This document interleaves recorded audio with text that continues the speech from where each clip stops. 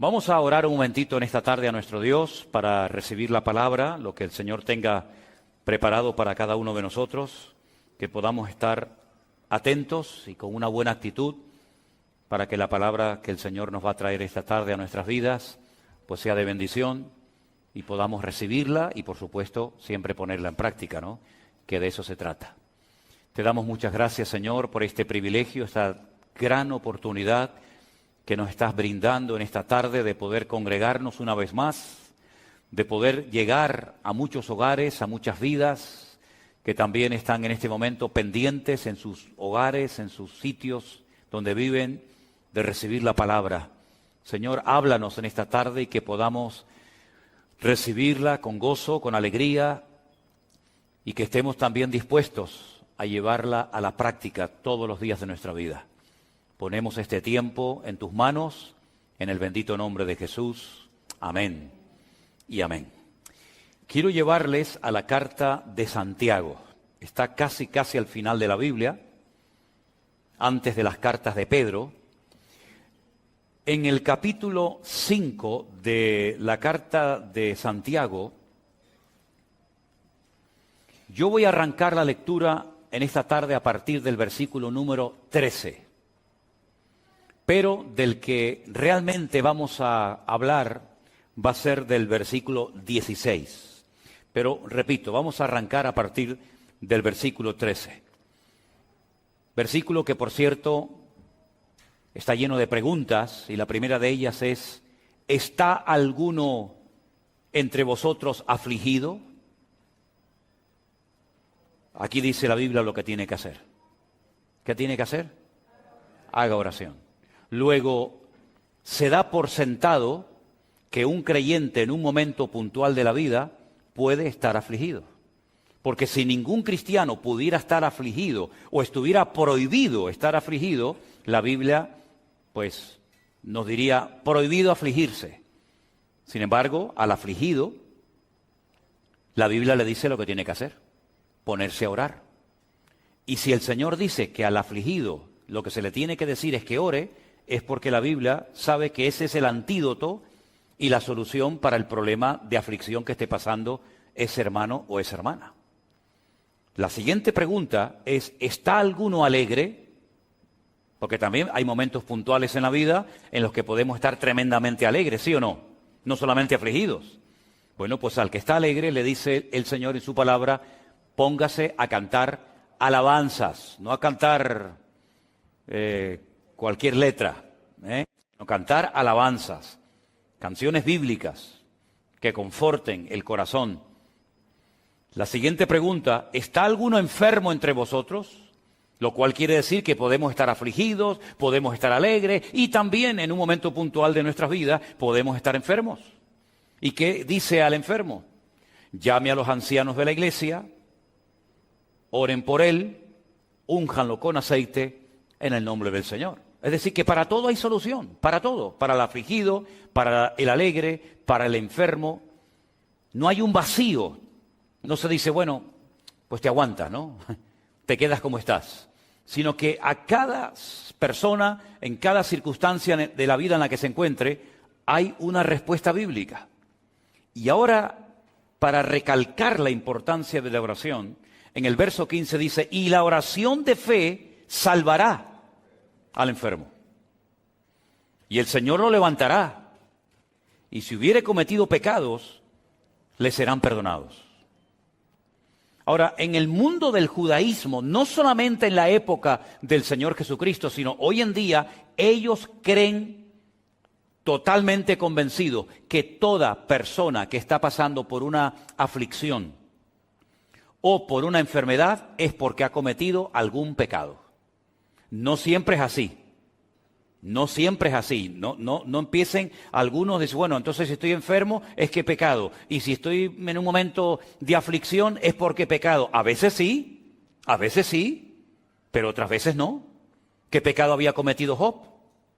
Si alguien en esta vida fue afligido, sin lugar a dudas fue Job. Y los amigos que vinieron teóricamente, supuestamente a consolarlo, no daban crédito y decían: ¿cómo es posible que si tú eres tan justo y eres tan bueno, ¿cómo es posible que estés enfermo? ¿Y cómo es posible que se hayan muerto todos tus hijos? ¿Y cómo es posible que tu esposa se haya puesto en tu contra? ¿Y cómo es posible que te hayas arruinado? Y no daban crédito y siempre decían, bueno, a lo mejor no eres tan bueno como aparentabas o como decías ser. A lo mejor hay algo oculto que nadie sabe, pero que Dios sí, y entonces te estás castigando por eso. Porque, repito, dentro de la cultura del judaísmo siempre se asocia enfermedad y aflicción con pecado. Pero creo que he sido lo suficientemente claro y he hablado del hombre que más aflicciones pasó en esta vida y no fue porque cometió un pecado que estaba oculto y que solamente Dios conocía. Y si no te vale el ejemplo de Job, pues te voy a hablar de Cristo. El Señor Jesucristo dijo, mi alma hoy está triste hasta la muerte. Y pidió que 3 de sus discípulos la acompañaran al huerto de Getsemaní a orar con él. ¿Vas a caer en la tentación de creer que Jesús estaba esa noche triste porque había cometido un pecado? Cuando dice la Biblia que Él nunca pecó, jamás pecó el Señor, pero sin embargo pasó por aflicciones, como dice la carta a los Hebreos, y aunque era el Hijo de Dios, por lo que padeció, aprendió obediencia. Por lo tanto, no siempre cualquier aflicción que un creyente pueda estar pasando o una enfermedad es sinónimo de que está en pecado, en desorden, y entonces esa es la consecuencia directa de su pecado o de su desorden. No siempre. Pero claro, Santiago es un judío. Santiago, quieras que no, le pesa, digamos, la cultura, le pesa el sentir de la gente. Fíjate hasta qué punto los judíos asociaban el pecado con la enfermedad, o la enfermedad con el pecado, que una vez el Señor Jesucristo, dice la Biblia, que estaba en una casa abarrotada de gente, la gente no podía entrar a causa de la multitud, pero fuera había un enfermo, ¿se acuerdan? Dice la Biblia que 4 de sus amigos suben al techo, lo abren y bajan, ¿no? Descienden al paralítico. ¿Y qué es lo primero que le dijo el Señor? Pues lo que esperaba la gente. Si este está paralítico es porque ha tenido que cometer un pecado terrible. Entonces el Señor, ¿qué es lo primero que hace para que se queden tranquilos? Hijo, tus pecados te son perdonados. Y después lo sanó, no al revés. No lo sanó y después le perdonó los pecados. Y lo arregla por dentro, le limpia su alma, sus pecados, y a continuación lo sana. Como para cumplir un poco con la norma de la época. Ahora Santiago, que está hablando de la enfermedad, de la aflicción y de ciertos y determinados problemas o circunstancias que podemos pasar por la vida, él está hablando pues con la cultura a la cual pertenece. Él dice que si alguno está enfermo y se ora por él, el Señor lo sana y le perdonará sus pecados. ¿Te das cuenta cómo asocia otra vez, sin querer o queriendo, los pecados con la enfermedad? Pero va más allá. En el versículo 16 dice, confesaos vuestras ofensas unos a otros, orad unos por otros, para que seáis sanados. Fíjate cómo él asocia la sanidad, el milagro, con confesar las ofensas y con orar unos con otros. Bueno, tengo también que decir que hay gente que está mal, porque no solamente están mal consigo mismos, sino que a lo mejor su relación con alguna persona de su entorno, pues no está muy bien que digamos. Y eso te afecta espiritualmente y a la larga también te afecta físicamente.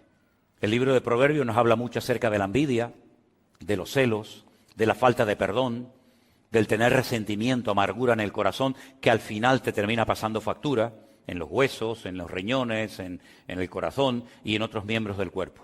Así que hay que ir muy delicadamente con este tema, porque hay creyentes o hay iglesias que enseñan que cada vez que te pasa algo malo, cada vez que te enfermas, cada vez que tienes alguna aflicción, es un castigo porque has pecado y has desobedecido al Señor. Bueno, repito, a veces puede ser que sea así, pero no siempre es así. La regla no siempre funciona así, sino que a veces hay cosas que no entendemos, pero que Dios permite una prueba en nuestra vida Bueno, pues para enseñarnos algo, para que oremos más, para que nos acerquemos al Señor y para que descubramos la fidelidad de Dios, la cual hemos cantado en esta tarde, en todas las circunstancias de la vida en la que nos encontremos. Ahora, Santiago dice que no la oración en sí misma, sino la oración eficaz del justo es la que puede mucho. Alguien dijo en cierta ocasión que el último elemento en la oración tengo que ser yo. Si nosotros vemos el Padre Nuestro, antes de que en el Padre Nuestro se pidan algunas cosas, ustedes saben que hay varias cosas que se piden, ¿no? En el Padre Nuestro, el pan nuestro de cada día danoslo hoy, perdona nuestras deudas como nosotros perdonamos a nuestros deudores, no nos metas en tentación, líbranos del mal. Antes de llegar a las peticiones, al principio se exalta y se glorifica el nombre de Dios. Santificado sea tu nombre. Venga a nosotros tu reino. Ahí no se está pidiendo nada a título personal, sino que lo que pretende el que ora, que puede utilizar esa oración como una base o como un modelo, es glorificar a Dios, levantar en alto su nombre, que en la oración el centro sea el Señor y no yo, y después, paulatinamente, progresivamente, el que está orando, utilizando esta oración modelo, comienza a pedir cosas a título personal. Pero en la oración yo tengo que ser el último en la lista y el primero que tiene que aparecer en nuestras oraciones siempre es el Señor. Porque si nosotros recurrimos única y exclusivamente a la oración cuando tenemos problemas, ya estamos empezando a orar mal. Esa no es la oración eficaz. Si la oración eficaz del justo puede mucho, a mí me interesa saber en qué consiste una oración eficaz. Porque si la Biblia dijera que la oración puede mucho, eso significa de que no tiene ninguna condición, ningún requisito, la oración en sí misma. Pero es que no dice eso la palabra. La palabra dice que es la oración eficaz la que puede mucho. Si ustedes se dan cuenta, esa última frase, la oración eficaz del justo puede mucho, es la última parte de un versículo que empieza diciéndonos lo que hay que hacer para que mi oración sea eficaz. Porque muchas veces decimos, la oración eficaz es la que se hace en el nombre de Cristo. ¿Es verdad? Es verdad, no hay nada que añadir, no hay nada que objetar. La oración eficaz es la que oramos conforme a la voluntad de Dios, es verdad, pero pocas veces se hace referencia a lo que se dice antes de esa frase para que nuestra oración sea realmente una oración eficaz. Lo primero que dice Santiago en el verso 16 es: confesaos, no los pecados se les confiesan a Dios, pero confesaos vuestras ofensas unos a otros. Bueno, hay un capítulo en la carta de Santiago, que es concretamente el capítulo 3, donde él habla acerca del poder de la lengua. ¿Se acuerdan, no? Y él relaciona el hablar mal con atraer ciertas y determinadas enfermedades o cosas negativas en nuestra vida. De hecho, bendecir significa hablar bien. Maldecir significa hablar mal. Entonces fíjense cómo en la mentalidad del judío siempre la enfermedad es sinónimo de que algo malo esa persona ha dicho. ¿De dónde arranca esa costumbre o esa tradición de que el que habla mal, el que se comporta mal, puede llegar a traer una enfermedad? ¿Saben de dónde arranca esto? No de los tiempos de Adán y Eva, no.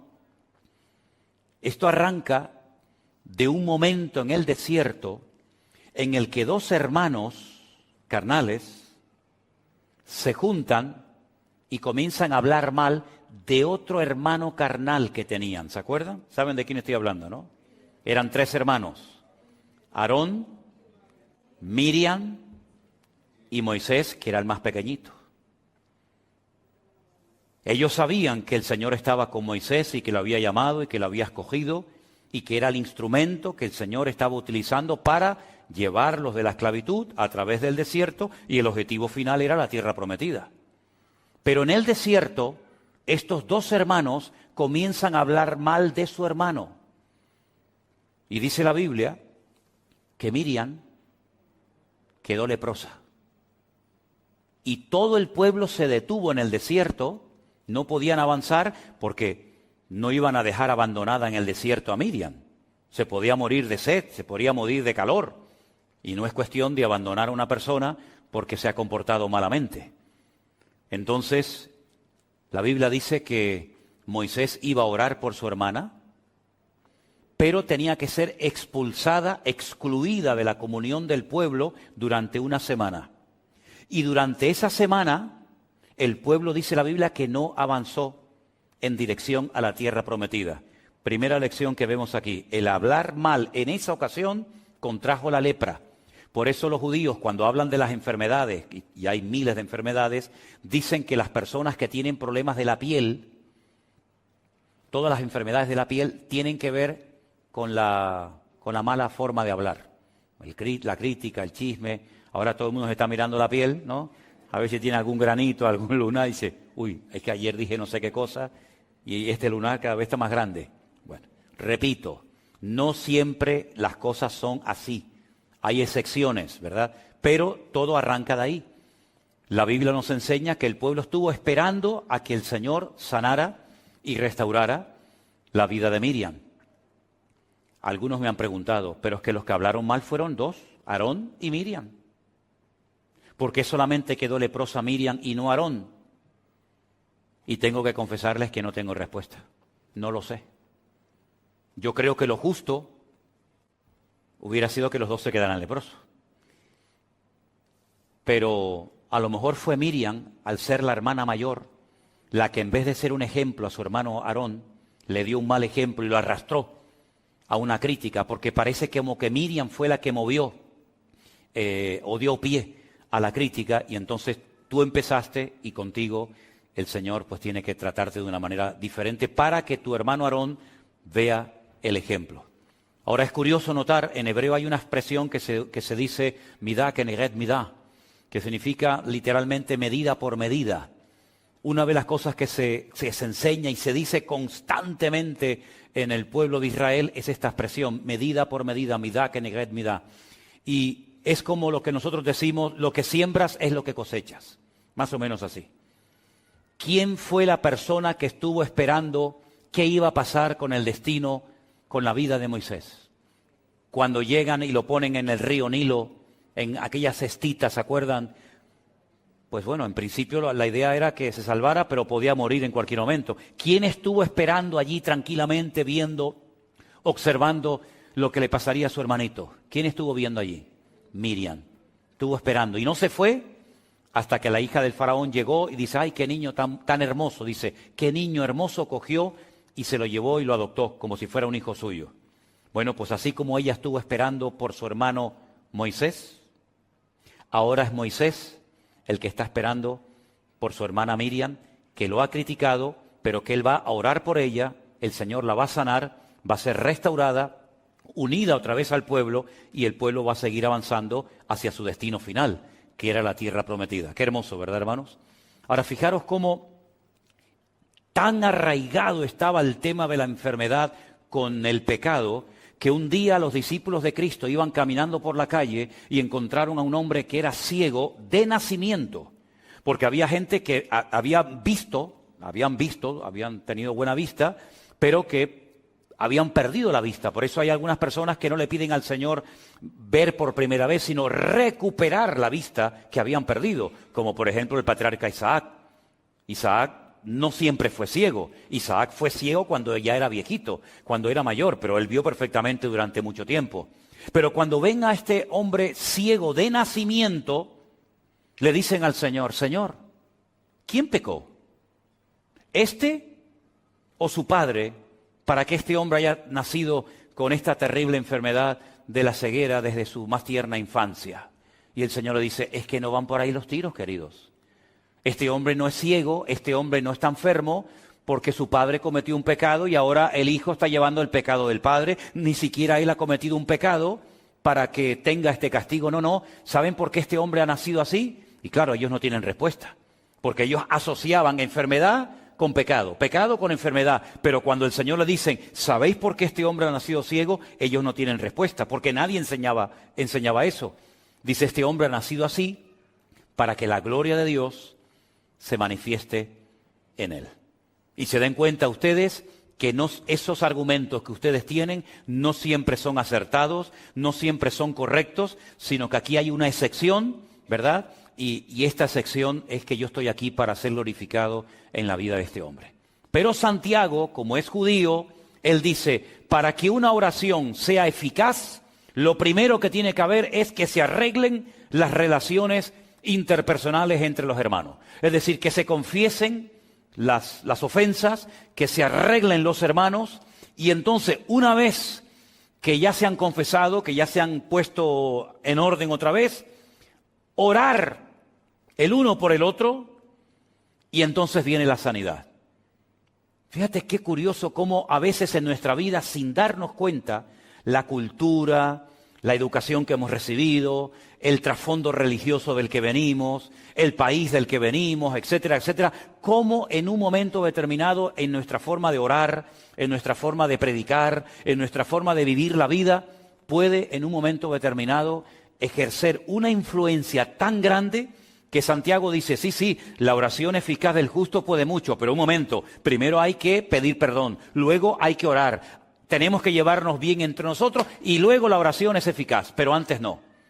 Bueno, yo creo, sinceramente, con todo mi corazón, que la oración, por supuesto, es el antídoto y la respuesta divina, la respuesta celestial para muchos males de la vida, pero creo que también, y pocas veces, o yo personalmente nunca he escuchado a nadie, que diga que la oración es una escuela.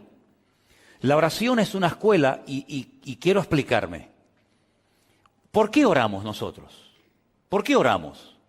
Porque cuando generalmente oramos por algo, es porque ese algo, por nosotros mismos, no lo podemos conseguir, ¿sí o no?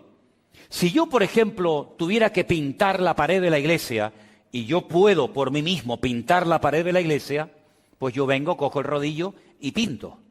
Si yo puedo salir a la calle y hacer cualquier cosa por mí mismo, instintivamente lo vamos a hacer. Pero la oración me enseña a depender de Dios. Porque hay cosas, como cristiano, por mucho conocimiento bíblico que usted pueda tener, por muchos años que lleve en la iglesia, por mucho tiempo que lleves en el ministerio predicando la palabra, hay un momento en el que tú dices, yo me siento incapaz, totalmente impotente de solucionar este problema. Por ejemplo, hace poco prediqué de Jairo. ¿Se acuerdan de Jairo, el principal de la sinagoga de Jericó? Ese hombre sabía la Biblia de memoria. Era un rabino, era una persona con influencia, una persona que daba consejos a casadas, a solteros, a viudos, a matrimonios. Pero hay un momento en el que él tiene un problema familiar que su religión, su conocimiento, su experiencia en la vida no le ayudan. ¿Y a quién tiene que ir? A buscar ayuda al maestro. Si él pudiera en ese momento haber solucionado el problema con la niña que estaba enferma, que después sabemos que murió, nunca hubiera recurrido al Señor. Pero la enfermedad de su hija, posteriormente la muerte de su hija, lo impulsa a buscar al Señor. Y ahí hay una lección muy importante. Nosotros dependemos en la vida para todo de nuestro Señor Jesucristo. El único que no necesita de nada ni de nadie es nuestro Dios. Pero nosotros muchas veces a lo largo de nuestra vida vamos a tener que orar, no solamente para dar gracias, sino para pedir misericordia, para pedir sanidad, para pedir sabiduría y tantas cosas que no vamos a poder obtener por nosotros mismos. Esa es la primera lección de la escuela, del taller de la oración, la dependencia que tenemos del Señor. Segunda lección, ¿por qué oramos? Porque sabemos que Dios nos oye, ¿sí o no? Si nosotros supiéramos que Dios no nos va a oír, seguramente no oraríamos, ¿sí o no? ¿Sí o no? Pero dice la Biblia, esta es la confianza que tenemos en Él, que si pedimos alguna cosa conforme a su voluntad, sabemos que Él nos oye. Y si sabemos que Él nos oye, tenemos las peticiones que le hayamos hecho. Segunda lección, nuestro Dios nos oye porque no es un Dios sordo. Esto que para nosotros es normal, orar por la comida, orar por un hijo que se va a la escuela, orar por un principio de un culto, orar por cualquier actividad, esto ya lo hemos aprendido y lo tenemos tan interiorizado que para nosotros no es ningún problema saber que cuando oramos al Señor, el Señor está oyendo nuestra oración. Tercera lección que enseña la oración, que Dios no solamente me oye, sino que Dios responde. Y hay muchas pruebas y testimonios, yo creo que aquí entre nosotros y los hermanos que nos están viendo esta noche en sus hogares, que nuestro Dios no solamente nos oye, sino que nuestro Dios nos responde. ¿Hay alguien aquí que en algún momento de su vida pidió al Señor algo y el Señor se lo concedió? Entonces es algo que no hace falta enfatizar demasiado, porque todos sabemos perfectamente que Dios no solamente oye, sino que Dios también responde a nuestras oraciones. Entonces todo esto que les acabo de decir, el confesar los pecados, el no tener nada con ningún hermano o hermana, el orar los unos por los otros, todo esto son los ingredientes que me permiten a mí después ir a orar y saber que esa oración Dios la oye, Dios la responde y es una oración eficaz, es una oración efectiva. No es una oración que es una pérdida de tiempo, sino es una oración que obtiene los resultados por los cuales se hizo tal oración. ¿Se dan cuenta? El Señor Jesucristo, cuando está en el cementerio donde está enterrado Lázaro, ¿qué dijo? Padre, gracias te doy porque sé que siempre me oyes. Nunca dudemos de que nuestra oración, cuando se la elevamos a nuestro Dios, Dios siempre nos va a oír y si es su voluntad y el tiempo adecuado, el Señor responderá a nuestra oración. Pero creo que también a veces es bueno que nos examinemos a nosotros mismos. Además es bíblico, ¿sí o no? Cuando celebramos la Santa Cena solemos leer esos versículos de 1 de Corintios que dice, probaos a vosotros mismos para que no seáis juzgados. Examinaos a vosotros mismos. Y en ese contexto de probarnos, en ese contexto de examinarnos a nosotros mismos, Pablo por ahí mete la idea y dice, porque por haber tomado indignamente el cuerpo y la sangre del Señor, muchos duermen, muchos hay débiles entre vosotros y hay muchos enfermos. ¿Te das cuenta cómo una vez más Pablo demuestra bíblicamente que hay, no siempre, pero hay momentos y circunstancias en la vida en la que algo que nos puede estar pasando es consecuencia de algo que estamos haciendo o diciendo mal? Porque, repito, bendecir es hablar bien y maldecir es hablar mal. Por eso Santiago dice, la boca es como una fuente. Y una fuente, no existe en el mundo una fuente que echa agua dulce y al mismo tiempo agua salada. O echa agua dulce o echa agua salada, pero las dos cosas no puede ser. Y Santiago dice que a veces en nuestras lenguas, en nuestro vocabulario, en nuestra forma de hablar, salen palabras adecuadas y salen palabras inadecuadas o incorrectas. Y eso es lo que muchas veces paraliza, permítame la expresión, congela la oración. ¿Por qué? Porque no se están dando los ingredientes adecuados para que esa oración sea respondida por nuestro Dios. También es verdad, y hay que decirlo, lo podemos ver perfectamente en la carta, en el libro de Daniel, que hay momentos en la que la oración entramos en un nivel de guerra, de batalla espiritual.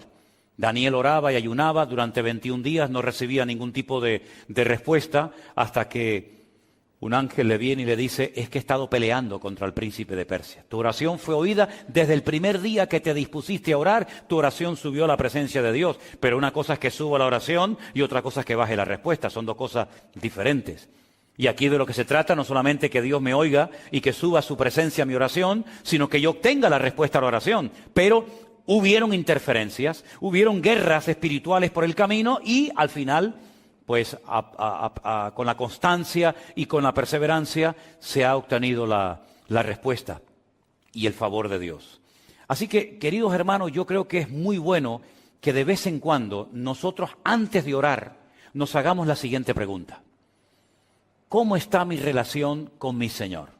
¿Cómo está mi relación con Él? ¿Hay interferencias? ¿Hay cosas que están bloqueando la oración? Mire, le voy a poner un ejemplo. Pedro dice que hay oraciones que están siendo intersectadas, tienen interferencias, no son efectivas. Y habla, por ejemplo, del matrimonio.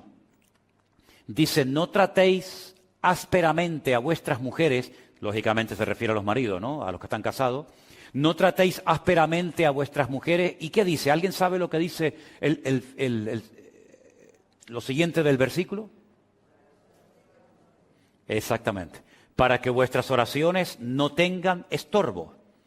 Y uno dice, ¿qué tiene que ver que yo haya discutido o peleado con mi mujer hace 10 minutos para después ir a la presencia del Señor y orar?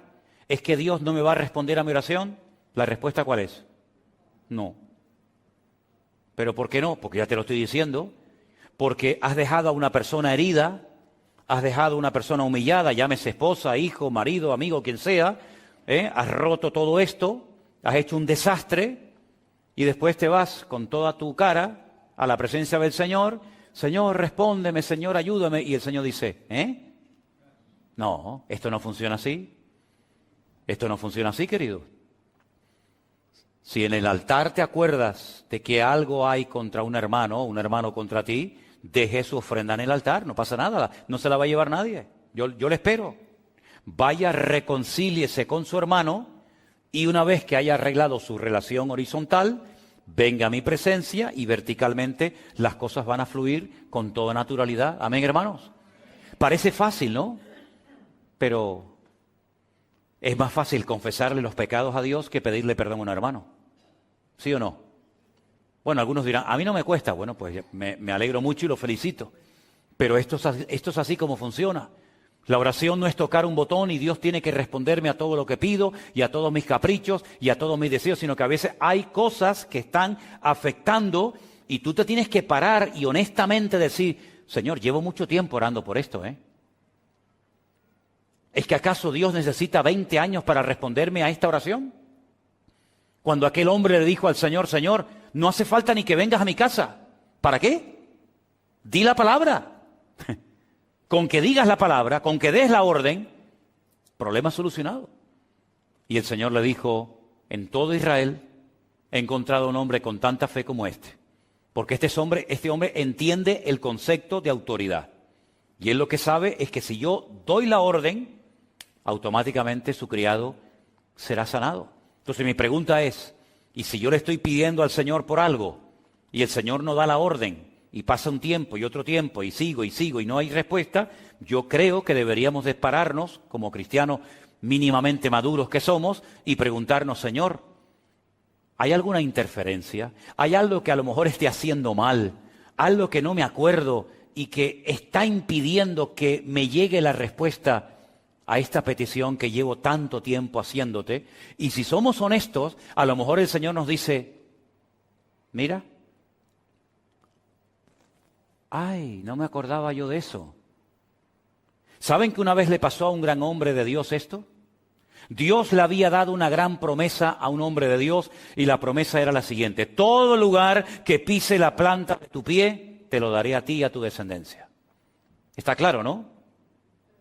Promesa maravillosa.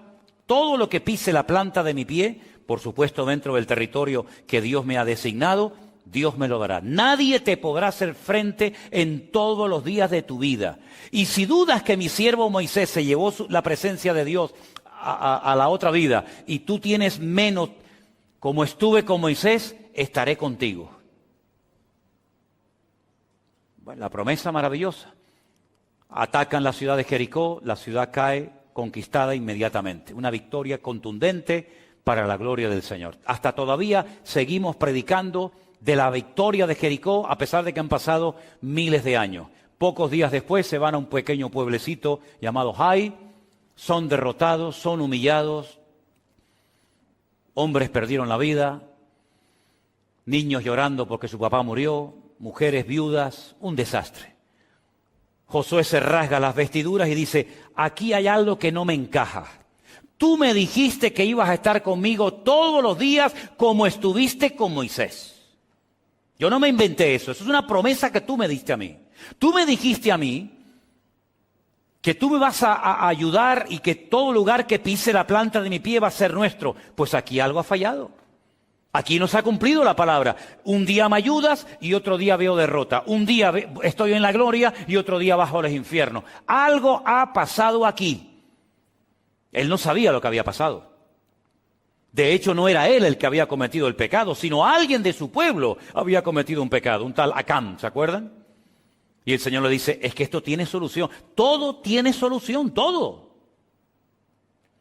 Dile al pueblo que mañana por la mañana se levanten y empiecen a pasar uno detrás de otro en fila india delante de ti. Y yo te voy a decir lo que pasa.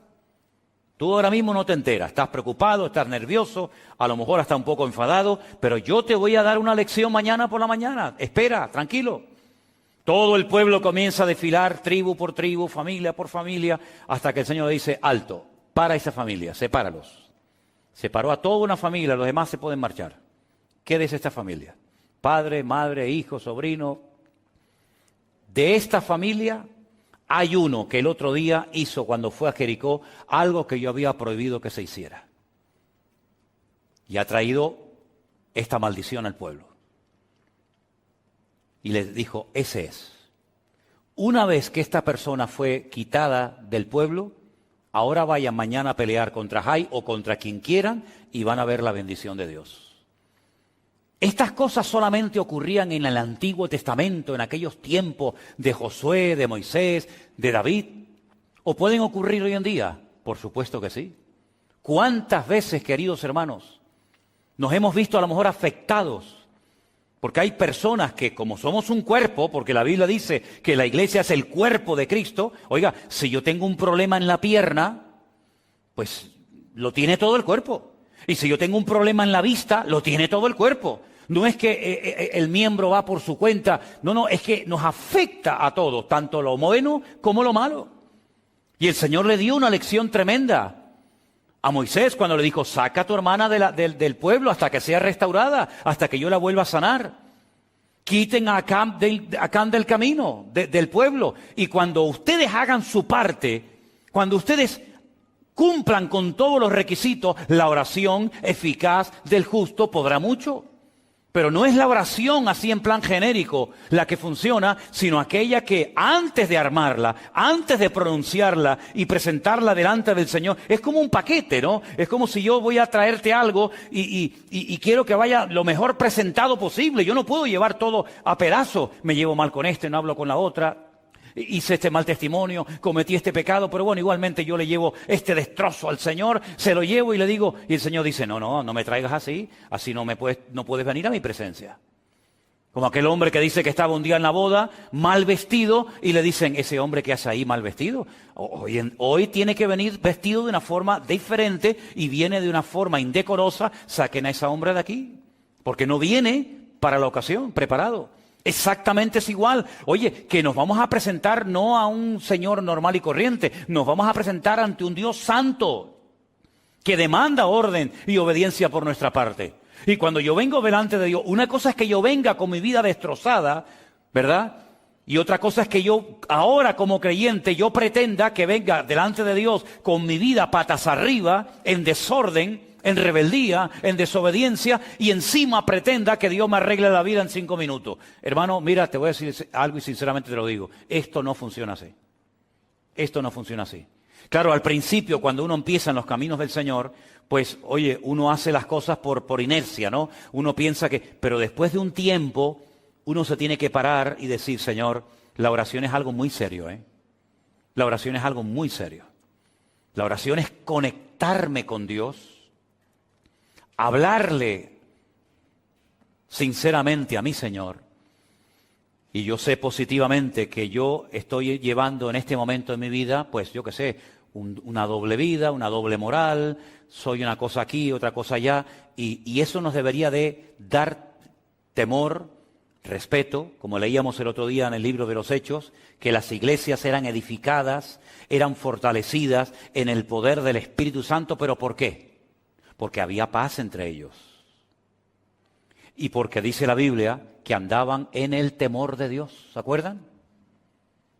Las iglesias tenían paz, andaban en el temor de Dios y automáticamente el Espíritu Santo se movía. Y el Espíritu Santo hacía maravillas entre ellos, pero ellos estaban haciendo su parte. Cuando las cosas no se hacían correctamente, automáticamente la bendición se detenía, la bendición se paraba, no porque Dios no quisiera bendecir, sino porque no se daban las condiciones para que el Señor obrara sorprendentemente para ese pueblo. Voy a ponerles un ejemplo más. La Biblia dice que Jesús fundía Nazaret, el pueblo donde se había criado. Todo el mundo lo conocía. Y dice literalmente la Biblia, y no pudo hacer milagros en Nazaret. ¿Cómo? No pudo. ¿Qué le pasó? ¿Qué le pasó al Señor ese día? Que no pudo. ¿Podía en Capernaum y no en Nazaret? Cosa más rara. ¿Qué pasaba en Nazaret? Y dice el versículo siguiente, a causa de la incredulidad de ellos. Ah, ahora entiendo. Es decir, que si no hay fe, si hay desconfianza, si hay incredulidad, ¿Dios no puede operar? No es que Dios no pueda operar, es que Dios ha puesto unas condiciones encima de la mesa, hermanos. Y las condiciones que Dios pone son para nuestro beneficio. Y son las condiciones que Él ha puesto para enseñarnos a vivir una vida cristiana ordenada y no una vida cristiana a nuestro aire, donde todo vale y no pasa nada. ¿Cómo que no pasa nada? Claro que pasa, mi querido hermano. Para que vuestras oraciones no tengan estorbo. La oración es algo increíblemente poderoso. Yo creo que es una de las cosas más hermosas que Dios le ha dado al creyente. Sinceramente.